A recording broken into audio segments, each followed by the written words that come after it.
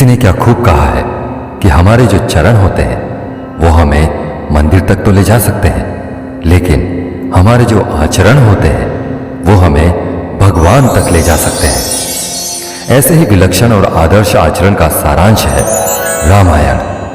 सनातन धर्म की आस्था का आधार है रामायण। रामायण हमारा पवित्र ग्रंथ है जिससे हमें काफी सारी ज्ञान की बातें सीखने को मिलती है। रामायण से बढ़कर इस दुनिया में और कोई दूसरा ग्रंथ हो ही नहीं सकता। इसको हर परिवार में हर सदस्य के द्वारा हमेशा पढ़ा जाना चाहिए और इससे मिलने वाली शिक्षाओं का हमेशा अनुसरण करना चाहिए। रामायण हमें प्रेम, भक्ति, विश्वास, धर्म और त्याग का पाठ पढ़ाती है। इसीलिए तो कहते हैं कि जिस पर हमारा हक ना हो और फिर भी उसे लेने की जिद हो तो महाभारत की शुरुआत होती है, और जिस पर हमारा हक हो फिर भी उसे त्याग दिया जाए तो रामायण की शुरुआत होती है। साथियों, रामायण केवल मात्र एक ग्रंथ नहीं बल्कि जीवन को जीने की एक अद्भुत शैली है। रामायण से हम जिंदगी जीने की कला सीख सकते हैं। आज बात करेंगे रामायण के 7 प्रमुख पात्रों की जिनसे आप और हम काफी कुछ सीख सकते हैं, जिससे हमारी जिंदगी की जितनी मुसीबतें हैं सब की सब आसान हो जाएंगी। तो चलिए जानते हैं रामायण से मिलने वाली उन 7 शिक्षाओं के बारे में। सबसे पहले प्रभु श्री राम से ही शुरू करते हैं। प्रभु श्री राम का नाम ही कितना अद्भुत है। वैसे तो रामायण में प्रभु श्री राम से सीखने को मिलता है, लेकिन एक खास सीख जो हम प्रभु श्री राम से सीखते हैं वह यह है कि हमें जीवन में किसी भी परिस्थिति में यदि चुनने का मौका मिले तो हमेशा सही का चुनाव करना चाहिए, गलत का नहीं। प्रभु श्री राम के जीवन में जब चुनने का मौका आया तो उन्होंने सत्य को चुना, बलशाली को नहीं।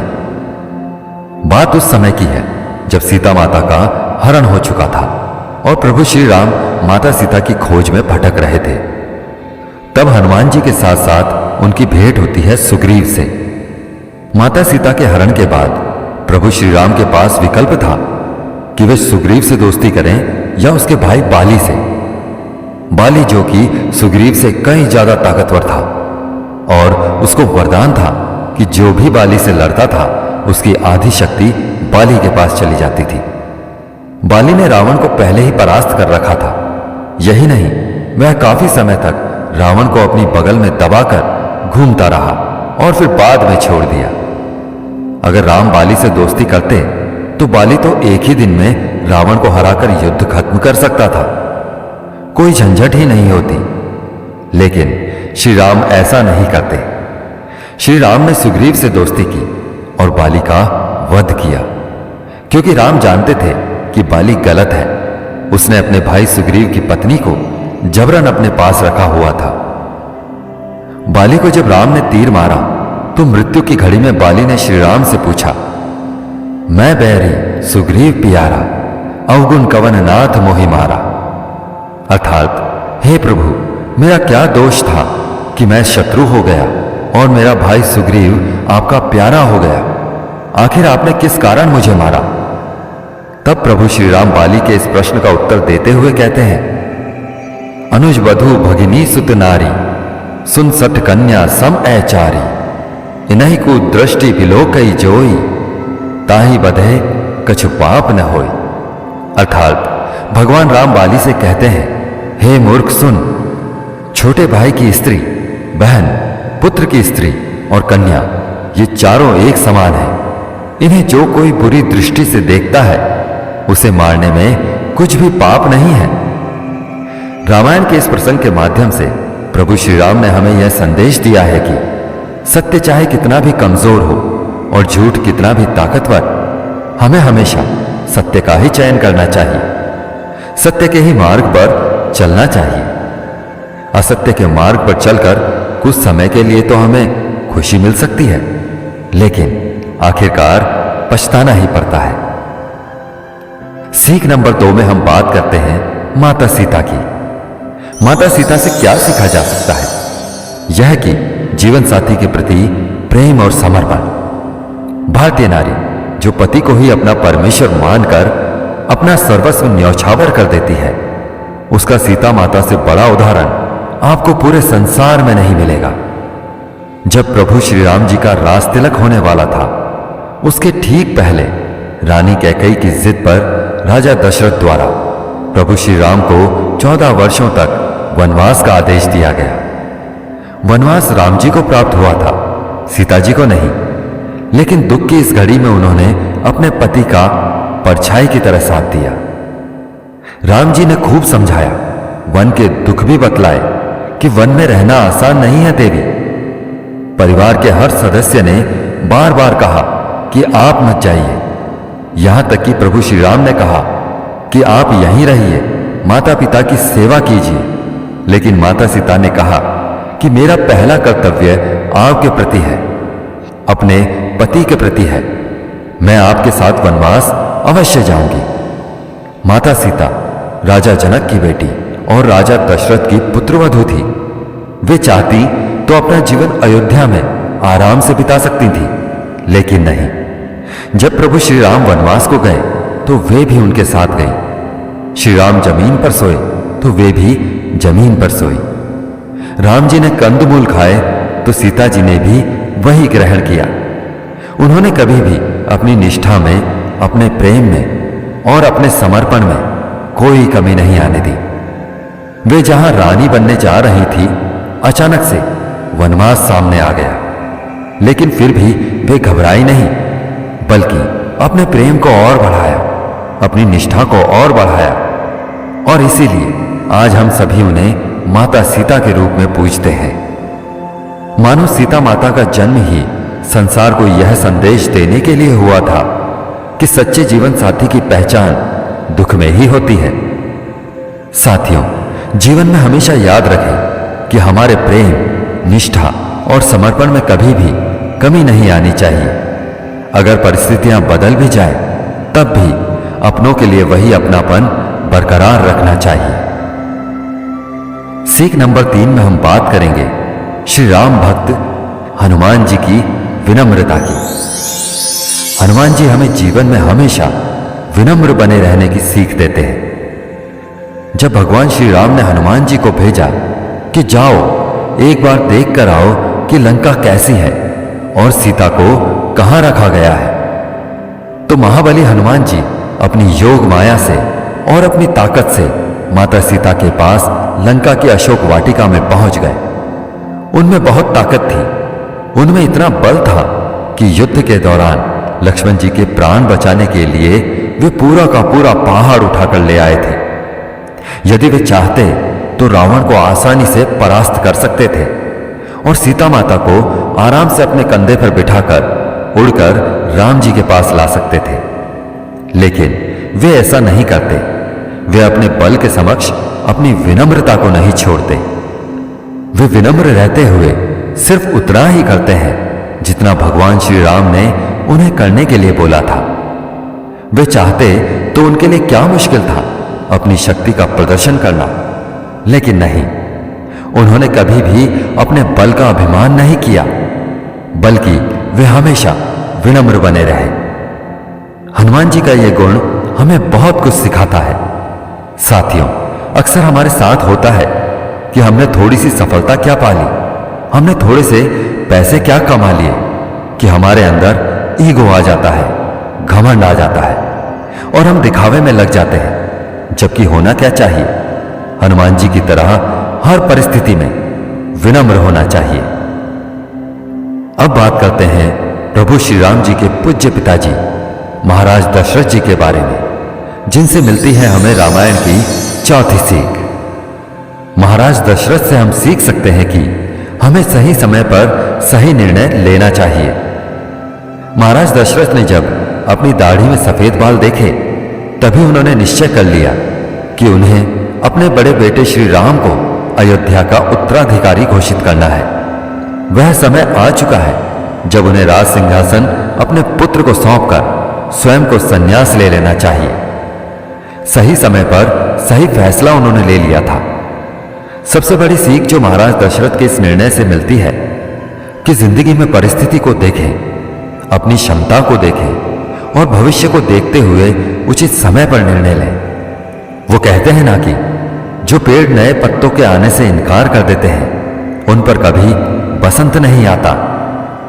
उस पर कौवे और गिद्ध ही बैठते हैं और वो ठूंठ बनकर खड़े रहते हैं। महाराज दशरथ जबरदस्ती अपनी सत्ता पर चिपके नहीं रहे, बल्कि वक्त आने पर कुर्सी आने वाली पीढ़ी के लिए खाली करते हैं। हम में से बहुत सारे लोग एक पोजीशन से चिपक जाते हैं। हमारी आदत है पद के साथ चिपके रहने की। एक बार कुर्सी या सत्ता मिल जाए, फिर जब तक प्राण ना निकले कुर्सी नहीं छूटनी चाहिए, भले ही प्राण छूट जाए। रामायण की 5वीं सीख में हम बात करेंगे रामायण के उस किरदार की जिनसे प्रभु श्री राम को बहुत लगाव था। जी हां, बहुत प्रेम करते थे प्रभु श्री राम अपने छोटे भाई भरत से। जब प्रभु श्री राम को वनवास दिया गया, उस वक्त भरत अपने ननिहाल में थे।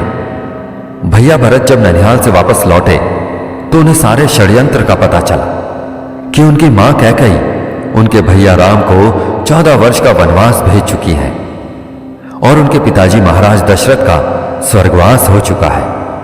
मां कौशल्या से मिलकर भरत रात भर रोते रहे। सवेरा हुआ तो गुरु वशिष्ठ भरत से कहते हैं, भरत, पिता का पहला वचन पूरा करने के लिए राम 14 वर्ष के लिए वनवास को चले गए। अब तुम्हें पिता का दूसरा वचन निभाना है, यानी अयोध्या का राजपाट संभालो। गुरु वशिष्ठ की बात सुनकर भरत ने गुरुदेव से कहा, मैं राज सिंहासन पर नहीं बैठूंगा। गुरुदेव कहते हैं, हम जानते हैं कि तुम्हारा मन नहीं है, फिर भी पिता का वचन जिसके लिए उन्होंने अपने प्राण त्याग दिए, उसे पूरा करने के लिए गद्दी पर बैठो भरत। भरत फिर से वही जवाब देते हैं, मैं गद्दी पर नहीं बैठूंगा। गुरुदेव ने कहा, अगर हम आज्ञा दें, तुम्हारे गुरुदेव तुम्हें आज्ञा दें, तब भी गद्दी पर नहीं बैठोगे। साथियों, इस पर भरत ने जो जवाब दिया, ऐसा जवाब केवल भरत ही दे सकते हैं। भरत ने कहा, गुरुदेव, अगर मैं गद्दी पर बैठ जाऊंगा तो परिणाम अच्छा नहीं होगा। मोहे राजपद देहू जब ही, रसा रसातल जाए तब ही। अर्थात मुझे अगर आप जबरदस्ती राज्य पर बिठाएंगे तो यह धरती रसातल को चली जाएगी। गुरुदेव बोले, भरत, यह तर्क मेरी समझ से परे है। इस धरती पर हिरण्याक्ष, हिरण्यकश्यप जैसे राक्षसों का राज हुआ, तब यह धरती रसातल को नहीं गई। इस धरती पर रावण, कुंभकर्ण जैसे राक्षसों का राज हुआ, तब भी यह धरती रसातल को नहीं गई। लेकिन भरत जैसा धर्मात्मा अगर गद्दी पर बैठ जाए तो यह धरती रसातल को चली जाएगी। यह बात मेरी समझ में नहीं आई भरत। भरत कहते हैं, गुरुदेव, क्षमा कीजिए, धरती माता हिरण्याक्ष, हिरण्यकश्यप का भार सहन कर लेती है, क्योंकि वह जानती है ये राक्षस है। धरती माता रावण, कुंभकर्ण का भार भी सहन कर लेती है, क्योंकि जानती है कि राक्षस है। लेकिन अगर हिरण्याक्ष, हिरण्यकश्यप और रावण, कुंभकर्ण का काम श्री राम का छोटा भाई भी करने लगे तो धरती भरोसा किस पर करेगी? यह तो रसातल को ही चली जाएगी। साथियों, श्री भरत ने जो उत्तर दिया वह कमाल का था। भरत गद्दी पर नहीं बैठे, बल्कि प्रभु श्री राम की चरण पादुकाएं लेकर के आए और उन्हें सिंहासन पर विराजित किया। और जब तक प्रभु श्री राम वनवास से वापस नहीं आए, तब तक भरत ने नगर से दूर जंगल में कुटिया बनाकर बिल्कुल उसी तरीके से वनवास जिया जो कि उनके भैया राम जी रहे थे, क्योंकि भरत के मन में पद की वासना नहीं थी, बल्कि प्रभु श्री राम के चरण कमलों की उपासना थी। सबसे बड़ी बात जो भरत जी हमें सिखाते हैं वह यह है कि जिस चीज पर आपका नैतिक अधिकार नहीं है, उस पर अपना अधिकार मत जमाइए। साथियों, आज के समय में हमें अनेक उदाहरण मिलते हैं जहां 4 इंच की दीवार इधर उधर हो जाए तो सगे भाई एक दूसरे से लड़ने झगड़ने लगते हैं, यहां तक कि एक दूसरे पर कोर्ट केस कर देते हैं। इसलिए जो अपना नहीं है या जिस पर किसी और का अधिकार है, उसे पूरा सम्मान देना चाहिए और उस पर अपना अधिकार नहीं जमाना चाहिए। रामायण की छठी सीख में हम बात करते हैं श्री राम के सबसे बड़े शिष्य भैया लक्ष्मण की, जिनके बिना रामायण अधूरी है। भगवान श्री राम और माता सीता के साथ उन्होंने 14 वर्ष का वनवास बिताया। भैया लक्ष्मण को वनवास जाने की जरूरत नहीं थी, लेकिन भैया श्री राम के साथ चले गए। वनवास के दौरान हमेशा अपने भैया राम की सेवा की और न जाने कितने कष्ट सहे, फिर भी श्री राम भैया ने हमेशा भरत जी को अपना प्यारा भाई कहा, उन्हीं को सारा प्यार, सारा स्नेह दिया। लेकिन लक्ष्मण जी ने कभी इस बात का बुरा नहीं माना और ना ही इसके लिए कोई शिकायत की।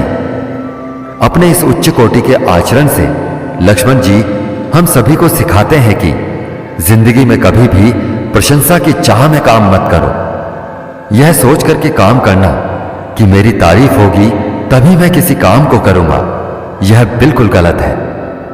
लक्ष्मण जी अपने भैया श्री राम के प्रति पूर्ण समर्पण की भावना के साथ और निस्वार्थ 14 वर्षों तक जंगल में भटकते रहे। लक्ष्मण जी हमें सिखाते हैं कि जीवन में कभी नाराज नहीं होना चाहिए, यह सोचकर कि काम मेरा और नाम किसी और का हो रहा है। जिस तरह अंधेरे में रोशनी करने के लिए घी और रुई सदियों से जलते आ रहे हैं, मगर लोग कहते हैं कि दिया जल रहा है। इसलिए जीवन में हमेशा निस्वार्थ समर्पण के भाव से काम करें। रामायण की 7वीं सीख हमें मिलती है रामायण के खलनायक रावण से।